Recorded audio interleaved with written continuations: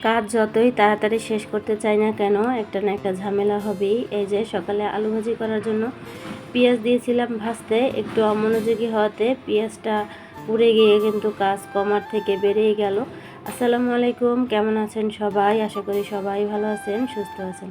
সমীর সংসারের আরও একটি নতুন ভিডিও দেখার জন্য আপনাদেরকে আমন্ত্রণ জানাচ্ছি। আশা করব আমার আজকের ভিডিওটি আপনাদের কাছে ভালো লাগবে।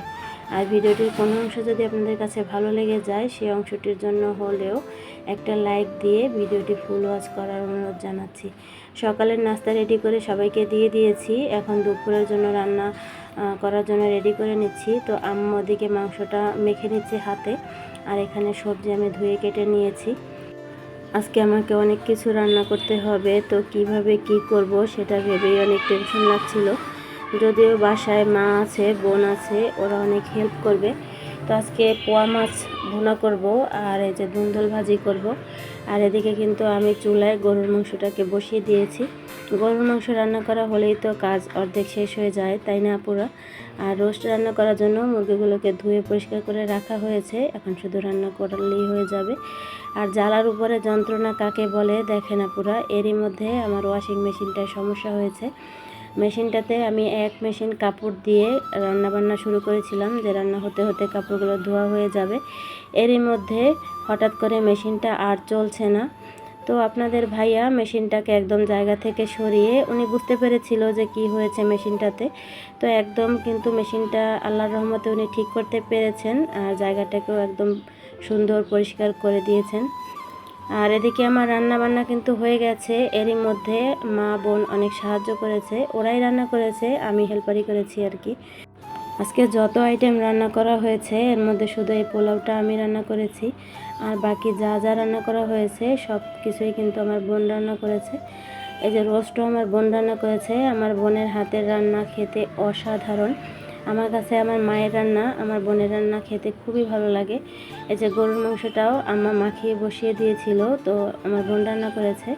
আর এখানে ধুন্দুল ভাজি, করলা ভাজিও কিন্তু করে নেওয়া হয়েছে। এখন সবাইকে খাবারটা দিয়ে দেব। তো আমি শসা, লেবু, পেঁয়াজ এগুলোকেও কেটে নিয়েছি। আর আমার আব্বু এবং আমার শ্বশুর আব্বা দুজনকে আমি টেবিলে খাওয়ার জন্য টেবিল গুছিয়ে দিয়েছি। আর আমরা বাকি যারা আছি সবাই নিচে বসে খেয়ে ফেলবো। অনেক মানুষ হলে টেবিলে তো ম্যানেজ করা যায় না, নিচে বসে খেতেও কিন্তু গরমের দিনে খারাপ লাগে না, সবাই এক জায়গাতে বসে খাওয়া যায়। তো আমরা সবাই এক জায়গাতে বসে কিন্তু খেয়ে নিয়েছি। আর বিকালের দিকে আমি নুডলস রান্না করব। তো দেখেন আমি কতটুকু নুডলস কত বড় একটা কড়াইতে রান্না করতে নিয়েছি।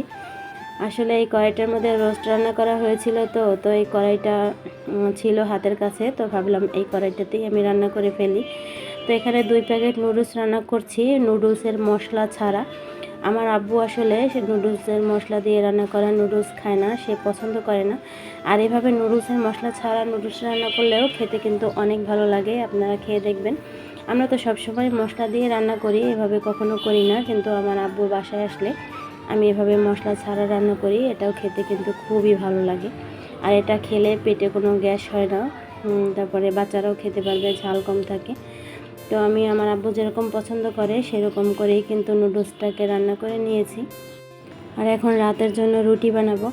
রুটি তো সব সময়ই বানাই, রুটি তো আমাকে 3-4 দিন পর পরই বানাতে হয়, কিন্তু আজকে রুটি বানানোর মধ্যে একটা ভালো লাগা আছে। আজকে আমার বোনকে এবং মাকে সাথে নিয়ে রুটি বানাচ্ছি, 3 জন গল্প করতে করতে রুটি বানাচ্ছি।